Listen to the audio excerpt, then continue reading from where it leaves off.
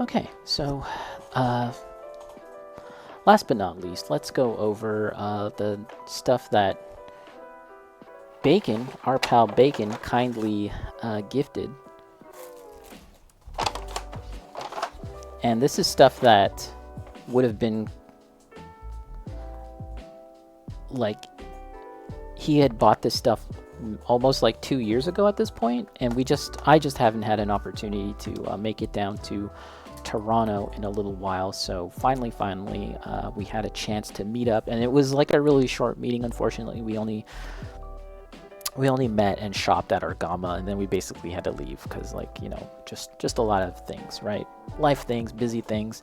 But yeah, so Bacon went to Japan last year and very kindly picked up some stuff to give to me and Night Trap. Actually, I don't have Night Trap stuff to show off, but let's take a look. This is the first thing. Gundam Base Limited new Gundam painting model. So yeah, this is an exclusive from Gundam Base. And it's the new Gundam, but it's all white. And I guess the idea is that you can paint it. But I think I would just leave it white. That might be kind of funny. Is like out of all the models that I have, the one that's explicitly intended to be painted, I'll just leave blank. You know, maybe do some panel lining, if anything. But yeah, this one looks really neat. Let's take a quick look. And again, this is from Gundam Base, which is really cool. In the middle of the night, in a parking garage? No. But we did exchange gifts at the parking lot of Argama Hobby. And again, this is fairly straightforward. It is an entry grade model. It looks like there's actually two tones of white. This is like a brighter white, and then this is like a bit more gray. So that's interesting. It's not actually just straight up all white. There's Meijin Kawaguchi, very cute, very kawaii. Meijin Kawaguchi. Oh look, there's something here. There's some English. Let's read it. The Gundam Base Limited new Gundam painting model, in parentheses, in brackets rather. Prepare your tools. Nippers, tweezers, and files are useful tools when assembling Gunpla. Look for them at Gundam Base or at your model shop. And then over here, Meijin Kawaguchi, or Katsumi Kawaguchi. Sorry guys, it might be hard to read, but I'll just read it for you, no problem. Belonged to modeler group Stream Base while in school and joined the modeling industry. After entering Bandai in 1985, he became affiliated with Gunpla development and currently takes part in Gunpla promotion. So there's the lore. This is the one that he pilots. Try painting your kit with favorite colors to create a color scheme inspired by prototype units. So no, I'm not familiar with this, if this is something in the lore where it's like a prototype unit, but that's pretty cool.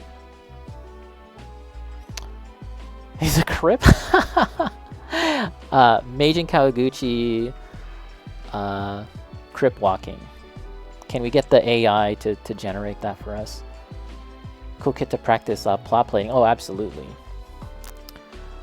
Yeah, the slippers. It's very delicate. Gunpla can be assembled and painted using airbrushes with the support of staff at the painting room in Gundam Base, but reservation is acquired. And again, very helpfully, there's an image of Meijin Kawaguchi, very friendly face, doing some airbrushing. He's not even looking. He's so good that he's not even looking at the thing that he's airbrushing. He's looking at the camera. He's got such sick skills. The shop zone has the largest selection of Gunpla, offering the latest kits and the Gundam Base exclusive painting models. Haropla painting model. It's a white Haropla. Then you've got Unicorn Gundam painting model. Grandpa, Strike, and a Zaku. That's pretty neat. And yeah, the instructions are pretty straightforward. It is a high nu after all. And there's some there's some stuff about decals, which this model has stickers if I'm looking at this correctly. So there's no decals, but they do show you how to do stuff with decals. So that's pretty cool. Yeah, pretty straightforward. So that is very nice. Once again, from our pal Bacon, I will shout Bacon out in a moment. Dukes of Hazzard colors.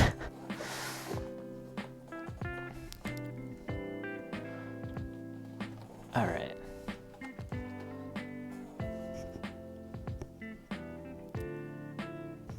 Now, what else? What else did our pal Bacon gift me?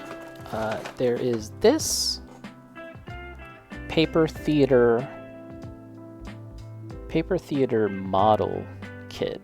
So this is made from wood and paper, or is it just paper? English instructions included. Tools, utility knife, glue, and tweezers. But yeah, I love Spirited Away.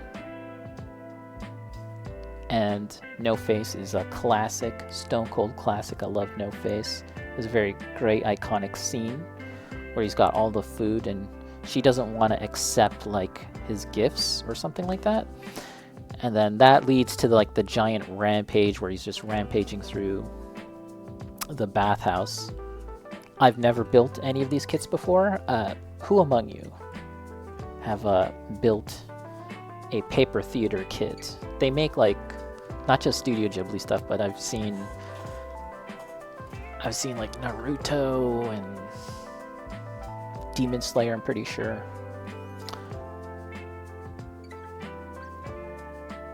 I have a bad habit of breaking things, or at least when I was coming back into the hobby of Gunpla, I broke at least one aspect of every single model that I worked on. So I'm a little scared that I might break something with this, but we're going to just be very careful, very, very delicate, and hopefully we can avoid damaging this because it's so nice looking.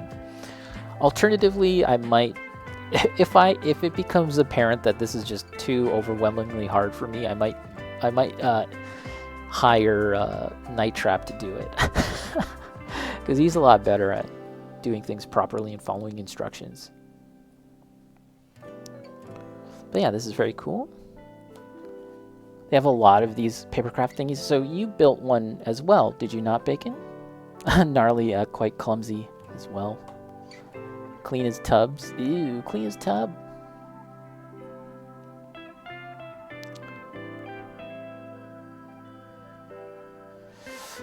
Is it because it's a Gundam Base kit or because it's an entry grade that there's so much more English? That's interesting. Yeah, I think you're onto something. Because it's like a tourist. It's a tourist attraction. There's going to be a lot of visitors coming in from outside of Japan. It's an opportunity to kind of like introduce people to the hobby. So it would be good to have more than just Japanese. I do think that entry grade kits do have English, but that had like more English than I'm used to, I think. Consume beverage. I just took a sip, but I didn't actually say that I did, but here it is. Thank you, Arch. Glad you like the gifts. Next time, make sure to get something more spicy. As thanks for the prints. Yeah, so I had been collecting stuff as well for the past year and a half, 2 years, to gift for the next time I meet Bacon. And I picked up some stuff from Otakuthon Montreal in the summer. Went to Montreal. You guys know all about that. And over at the Artist Alley, there was one artist in particular. There was a lot of artists. Correction, there was a lot of artists out there selling spicy fan art. But one in particular was like maximum spicy, just full on nudity.